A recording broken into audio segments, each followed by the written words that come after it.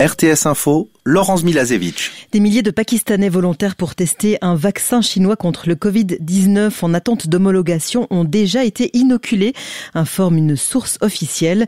Vaccin développé par le laboratoire chinois CanSino Bio et l'Institut chinois de biotechnologie de Pékin, précisent les responsables en charge de la campagne de vaccination.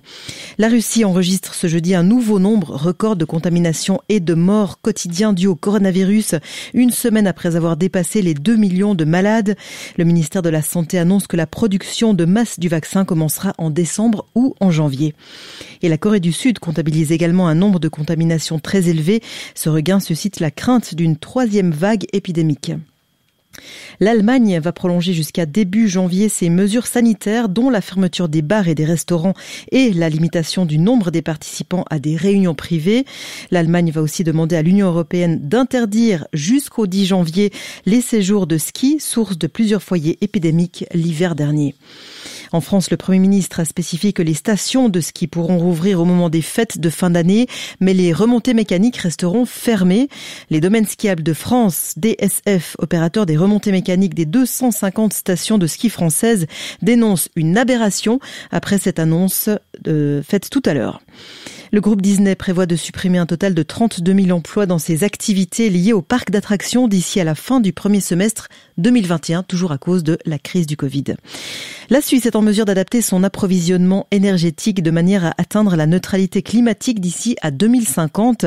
Plusieurs scénarios présentés par l'OFEN misent sur un essor de la production d'énergie renouvelable indigène et l'efficacité énergétique.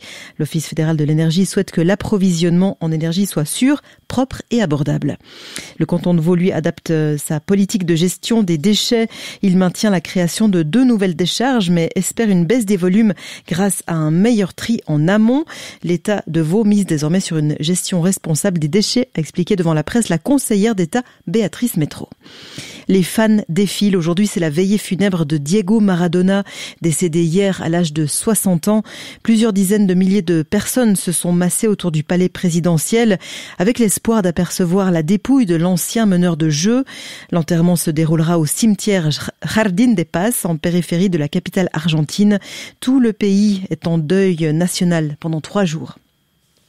Et la finale de la Ligue des champions d'Afrique se jouera demain à huis clos au Caire en raison de la pandémie, annoncent les instances de football africains et égyptiens. La finale se tiendra donc sans spectateurs vendredi soir dans le stade international du Caire d'une capacité de 74 000 places. Et puis la Coupe du monde de biathlon commence samedi à Kontiolahti.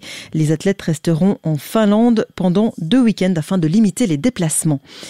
Pierre-Yves Walder sera le nouveau directeur général du Neuchâtel International Fantastic Film Festival, le NIF. Dès le mois de juillet, il succédera à Anaïs Emery. Le comité du NIF avance plusieurs arguments, dont la qualité de son projet artistique, sa grande expérience dans le milieu culturel et audiovisuel suisse, son fort ancrage régional et son réseau international. Le soleil brille, là où le stratus s'est dissipé. Les températures atteignent 6 degrés sous la couche, quelques degrés de plus hors stratus. Température à 2000 mètres, 2 degrés. En montagne, souffle un vent faible de sud-ouest. Continuez l'actualité sur rtsinfo.ch.